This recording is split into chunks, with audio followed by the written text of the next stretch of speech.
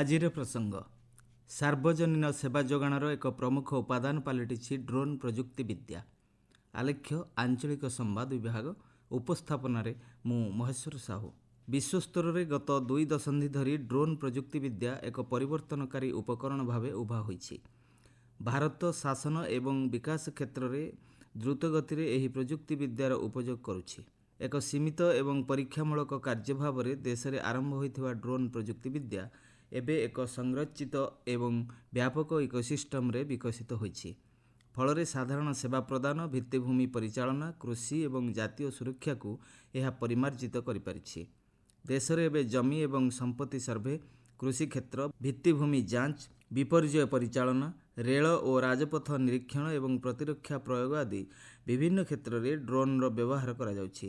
ନିର୍ମାଣ କ୍ଷେତ୍ର, ସଫ୍ଟୱେୟାର, ସେବା ପ୍ରଦାନକାରୀ, ତାଲିମ ପ୍ରତିଷ୍ଠାନ, ଷ୍ଟାର୍ଟଅପ୍, ଗବେଷଣା ସଂଗଠନ ଆଦି ବିଭିନ୍ନ କ୍ଷେତ୍ରରେ ଏକ ନିୟାମକ ଢାଞ୍ଚା ମାଧ୍ୟମରେ କାର୍ଯ୍ୟ କରୁଥିବା ଡିଜିଟାଲ ପ୍ଲାଟଫର୍ମଗୁଡ଼ିକୁ ସକ୍ଷମ କରିବାରେ ଏହି ପ୍ରଯୁକ୍ତିବିଦ୍ୟା ଏକ ଇକୋସିଷ୍ଟମରେ ପରିଣତ ହୋଇଛି। ସରକାରଙ୍କ ପ୍ରଗତିଶୀଳ ନୀତି ସଂସ୍କାର, ସରଳୀକୃତ ନିୟମ ଏବଂ ଦୃଢ଼ ଡିଜିଟାଲ ଶାସନ ବ୍ୟବସ୍ଥା ମାଧ୍ୟମରେ ଡ୍ରୋନ୍ ପ୍ରଯୁକ୍ତିବିଦ୍ୟା ପରିବର୍ତ୍ତନକୁ ତ୍ୱରାନ୍ୱିତ କରିବାରେ ଏକ ଗୁରୁତ୍ୱପୂର୍ଣ୍ଣ ଭୂମିକା ଗ୍ରହଣ କରୁଛି। ବିଭିନ୍ନ ସରକାରୀ ଯୋଜନା ଏବଂ ନିରନ୍ତର ସାର୍ବଜନୀନ ସେବା କ୍ଷେତ୍ରରେ ଏହି ଡ୍ରୋନ୍ ପ୍ରଯୁକ୍ତିବିଦ୍ୟାକୁ ସୁବ୍ୟବସ୍ଥିତ ଭାବେ କାର୍ଯ୍ୟକାରୀ କରାଯାଇପାରୁଛି। ଦେଶରେ ଦକ୍ଷ ଏବଂ ପ୍ରତିକ୍ରିୟାଶୀଳ ସାର୍ବଜନୀନ ସେବା ଯୋଗାଣର ଏହା ଏକ ପ୍ରମୁଖ ଉପାଦାନ ପାଲଟିଛି।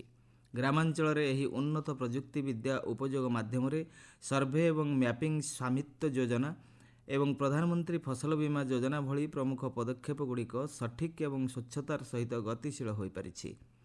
ଭୂମି ସର୍ଭେ, ଫସଲ ମୂଲ୍ୟାଙ୍କନ, ଭିତ୍ତିଭୂମି ତଦାରଖ, ବିପର୍ଯ୍ୟୟ ପରିଚାଳନା ଏବଂ ପ୍ରତିରକ୍ଷା କ୍ଷେତ୍ରରେ ଉପଯୋଗ ମାଧ୍ୟମରେ ଉନ୍ନତି ଆସିବା ସହିତ ପ୍ରତ୍ୟେକ ସ୍ତରରେ ଏହି ଡ୍ରୋନ୍ ପ୍ରଯୁକ୍ତିବିଦ୍ୟା ନବସୃଜନ ଏବଂ ଦକ୍ଷତାକୁ ପ୍ରୋତ୍ସାହନ ପ୍ରଦାନ କରିଛି।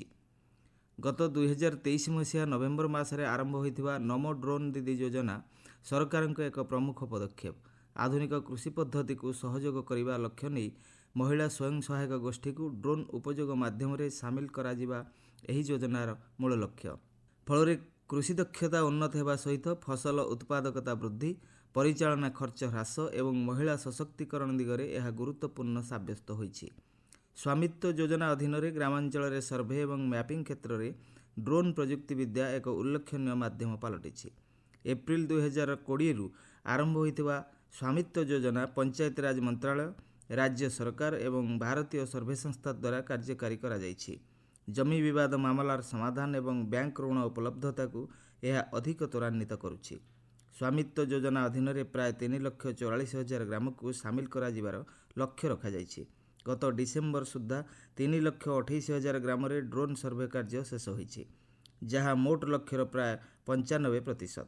21ଟି ରାଜ୍ୟ ଓ କେନ୍ଦ୍ରଶାସିତ ଅଞ୍ଚଳର 1,82,000 ଗ୍ରାମ ପାଇଁ 2,76,00,000 ସମ୍ପତ୍ତି କାର୍ଡ଼ ପ୍ରସ୍ତୁତ କରାଯାଇଛି। ରାଜପଥ ବିକାଶ ପାଇଁ ଭାରତୀୟ ଜାତୀୟ ରାଜପଥ ପ୍ରାଧିକରଣ NHAI ପକ୍ଷରୁ ମାସିକ ଡ୍ରୋନ୍ ଭିଡ଼ିଓ ରେକର୍ଡିଂକୁ ବାଧ୍ୟତାମୂଳକ କରାଯାଇଛି। ଫଳରେ ବିଭିନ୍ନ ରାଜପଥ ପ୍ରକଳ୍ପର କାର୍ଯ୍ୟାନ୍ୱୟନ ସଠିକ୍ ହେବା ସହିତ ଯାଞ୍ଚ ପ୍ରକ୍ରିୟା ଅଧିକ ସୁଦୃଢ଼ ହୋଇପାରିଛି। ବିଭିନ୍ନ କ୍ଷେତ୍ରରେ ଜମିଜମା ସଂକ୍ରାନ୍ତ ବିବାଦ ସମାଧାନ ଦିଗରେ ମଧ୍ୟ ଏହା ଉପଯୋଗୀ ସାବ୍ୟସ୍ତ ହୋଇଛି। ରେଳ ମନ୍ତ୍ରଣାଳୟ ମଧ୍ୟ ଏହାର ସମସ୍ତ ଜୋନ୍ ଏବଂ ଡିଭିଜନଗୁଡ଼ିକରେ ରେଳପଥ, ସେତୁ ଏବଂ ଅନ୍ୟାନ୍ୟ ଭିତ୍ତିଭୂମିର ବିକାଶ କାର୍ଯ୍ୟ ତଦାରଖ ଓ ରକ୍ଷଣାବେକ୍ଷଣ ପାଇଁ ଡ୍ରୋନ୍ ପ୍ରଯୁକ୍ତିବିଦ୍ୟାର ସହାୟତା ନେଉଛି। ବିପର୍ଯ୍ୟୟ ପରିଚାଳନା ତଥା ଜରୁରୀକାଳୀନ ପରିସ୍ଥିତି ସମୟରେ ଡ୍ରୋନ୍ ପ୍ରଯୁକ୍ତିବିଦ୍ୟା ଅତ୍ୟନ୍ତ ଉପଯୋଗୀ ହେଉଛି। ପରିସ୍ଥିତିକୁ ଆକଳନ କରିବା ସହ ଡ୍ରୋନ୍ ମାଧ୍ୟମରେ ସାମଗ୍ରୀ ପରିବହନ ମଧ୍ୟ ସହଜ ହୋଇପାରୁଛି। ବନ୍ୟା, ଭୂସ୍ଖଳନ ଏବଂ ଅନ୍ୟାନ୍ୟ ପ୍ରାକୃତିକ ବିପର୍ଯ୍ୟୟ ସମୟରେ ପ୍ରଭାବିତ ଅଞ୍ଚଳରେ ଆକାଶମାର୍ଗରୁ ତଥ୍ୟ ସଂଗ୍ରହ କରିବାରେ ଡ୍ରୋନ୍ ଅତ୍ୟନ୍ତ ଗୁରୁତ୍ୱପୂର୍ଣ୍ଣ ଭୂମିକା ନିର୍ବାହ କରୁଛି। ଫଳରେ ଉଦ୍ଧାର ଏବଂ ରିଲିଫ୍ କାର୍ଯ୍ୟ ତ୍ୱରାନ୍ୱିତ ହେଉଛି।